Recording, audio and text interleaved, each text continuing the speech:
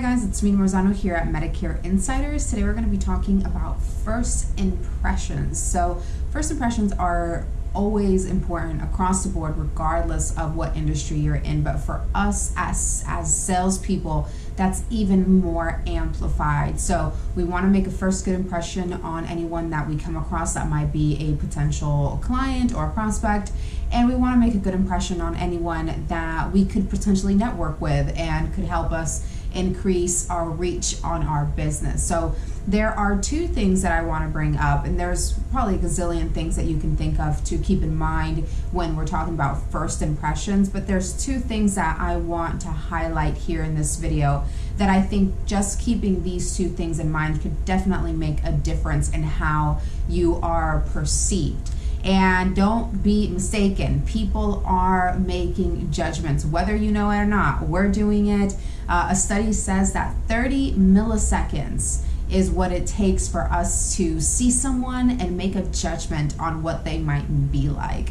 So this is definitely something that we want to take control of as much as we can. And the very first thing are going to be those nonverbal signals. So before you even talk to someone, or sometimes you're in the store and maybe you see someone next to you at the store or across from you at the store.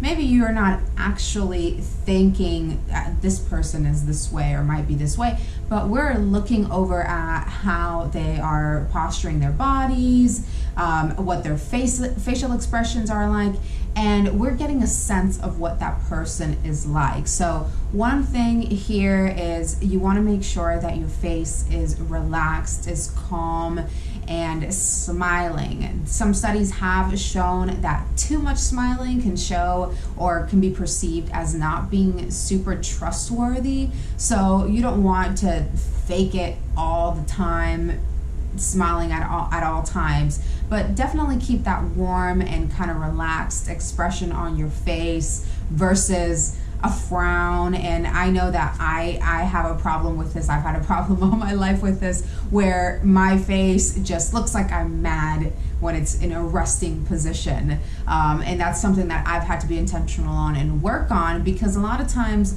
you are not going to draw as many people to come and talk to you. Some people might be encouraged to come and talk to you, but they wouldn't be if your face is not inviting, is not welcoming. You look like you're mad, you look like you're having a bad day every day. So definitely we want to make sure that we keep in mind what our face is doing most of the time.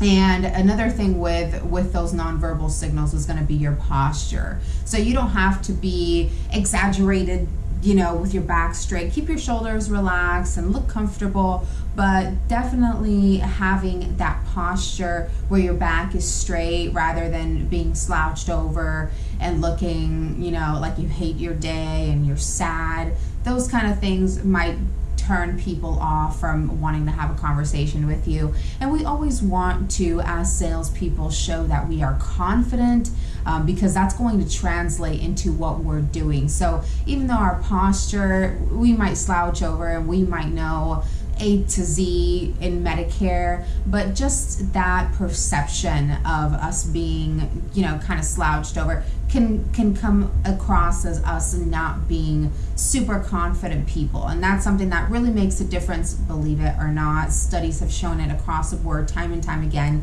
that we as humans, our brains have just been trained to make these kind of micro judgments as we meet people. So definitely keep in mind your posture, back straight, shoulders relaxed, relaxed face, calm face, smile as much as you can, but don't be super exaggerated with it, and those should kind of hold you to a certain standard that you want to be perceived as. So the second thing to take into consideration is going to be your tone of voice, your pitch, your volume. So how you speak to the person that you're interacting with is going to be huge as well. Volume is a big one within itself. So if you are very soft-spoken and talk really low, it could be perceived as being maybe a little bit insecure, a little bit shy or bashful, and maybe you do fall into that category where you are still a little bit shy.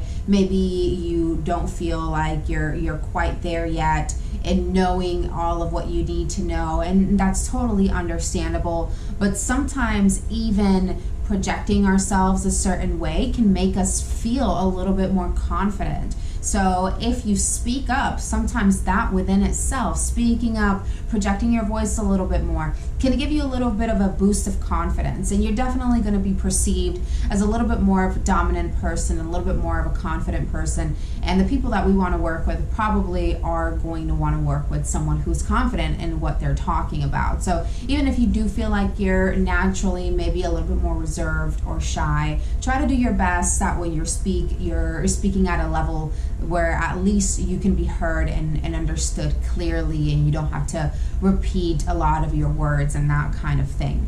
Also, a study shows that if your pitch goes up toward the end of a sentence, that can be perceived as untrustworthy. So we want to make sure that we have the right tone inflection, and we also want to make sure that it's not super exaggerated, because we've all talked to that person who's like, oh my God, yeah, and they're just excited about everything at all times, and it's kind of like, it can come off a little bit maybe disingenuine. It can come off a little bit like they're not super trustworthy. So we want to make sure that we're not being exaggerated and obnoxious in how we speak to people, but just make sure that we keep that upbeat, positive tempo where that person is seeing that we are engaged in that conversation, that we know what we're talking about, we have the confidence to talk about it, and that we're relatable and personable. Those things can go a long way in those first impressions, having that first conversation with someone. People want to be around people who are positive for the most part. They want someone who is upbeat, someone who is going to be able to clearly and precisely explain things. So we want to make sure that our communication is up to par in those ways. And those are the two things that I have for you guys today. So make sure that you're keeping your posture and your body language in a way that is inviting and that is welcoming to people to come and interact with you and talk with you. Make sure that you're showing that strength, that trustworthiness, the confidence. You want to project that as much as you can without, like I mentioned before, being exaggerated or obnoxious. And make sure too that your tone of voice and your volume are as well up to par. And this should really help you with those first impressions and coming across people. A lot of times we might lose out on clients, we might lose out on relationships that could benefit us across the board in networking relationships, because people are put off by that initial interaction with us. So we want to make sure that we do everything that we can to be as welcoming as we can be, and to be as positive and as trustworthy as we can be. So I hope that this was helpful to you guys out there. As always, like, comment, share, subscribe, go on our Facebook group and join Medicare Insiders, and I'll see you guys next video.